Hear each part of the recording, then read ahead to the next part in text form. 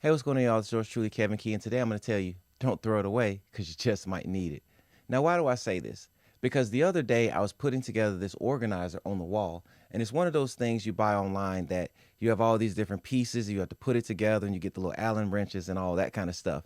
And back in the day, when you put something like this together, then you didn't have any parts left over, and that's how you knew you did it right. But today's times, you actually have spare parts. And if you look in the menu or the manual, it actually tells you these parts are for, these parts are for redundancy. And so, I mean, everybody pretty much knows redundancy means just in case of, right? In the event that something happens, blah, blah, blah.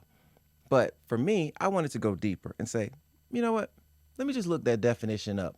And what you're going to find is I'm actually a wordsmith. So I like to look deeper into the definitions of words because a lot of times there's more meaning.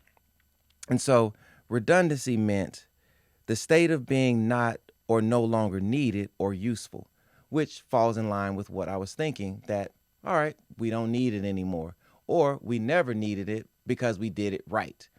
But then I saw this word in there that says later on, the inclusion of extra parts or components which are not strictly necessary to functioning in case of failure in other components.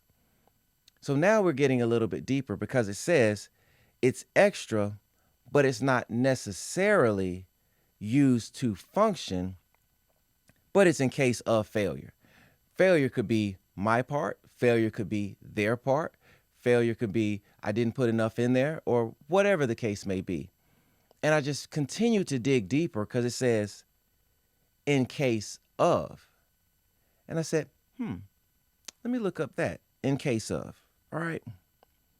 And in case of is as a precaution against the event that, something catches you by surprise, or, it's as a prevention or as a precaution against the event of, which then made me think even further. Okay, as a precaution. So what is precaution? So precaution is a measure taken in advance to prevent something dangerous, unpleasant, or inconvenient from happening.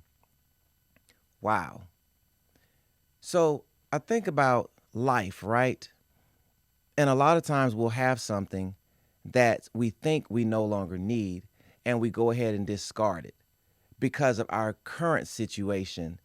We're good, but we're not thinking about the in case of, which is down the line as a precaution, which means taken in advance, right? So when we say in advance, we're talking about I'm thinking forward that something might happen, so I need something here just in case.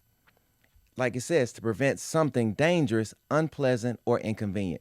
In the situation of me building these organizers, the inconvenient is I can't put together my organizer. Now, in the event of life, let's just say, for an example, a savings. You get rid of all your savings for something, temporary and that you want right now, but you just basically got rid of your in case of. So now you're susceptible to something dangerous or inconvenient coming down the road. And I find all of this super interesting because what I think happens in life, we're getting rid of our in case ofs for temporary, temporary satisfaction or temporary entertainment or temporary, looks or likes or any of these things. I think that we've become a people that are no longer precautious. We no longer have redundancies. We just wing it and we just expect things to just work their way out. And it doesn't quite happen like that a lot of times. So basically, I'm trying to encourage you all to get some redundancies in your life, not just redundancy from the aspect of, oh, I just got a whole bunch of things, but being intentional with the redundancy so that it can line up with your in case of as a precaution of something happening in the future. For example, on a lot of these film projects, I have redundancies. I have multiple cables, multiple batteries, multiple monitors in the event in case of something happens. I have these as precautions Does that mean that I'm looking for doom and gloom and I'm expecting the worst? No, I'm expecting the best, but in case of, I don't want to end up with, as they say, something dangerous, unpleasant, or inconvenient happening. So, what we're trying to avoid in life now are those things that could be potentially dangerous to our health, whether that be physically, mentally, spiritually, things that can be unpleasant. Things that can be unpleasant may be how we're viewed by our peers in the world, society, on our jobs. And inconvenient may be something that may take you more time than what you were anticipating, which could then cause you to be late for other things. It's a trickle down effect here. So we got to be careful in what we discard and what we're getting rid of, and making sure that it's truly something that's not necessary, and that it's not that we're getting rid of our redundancy, because we can get rid of extra and still have a redundancy, but we can't get rid of our redundancy and have our safety. So try not to compromise safety for simply just freeing up space.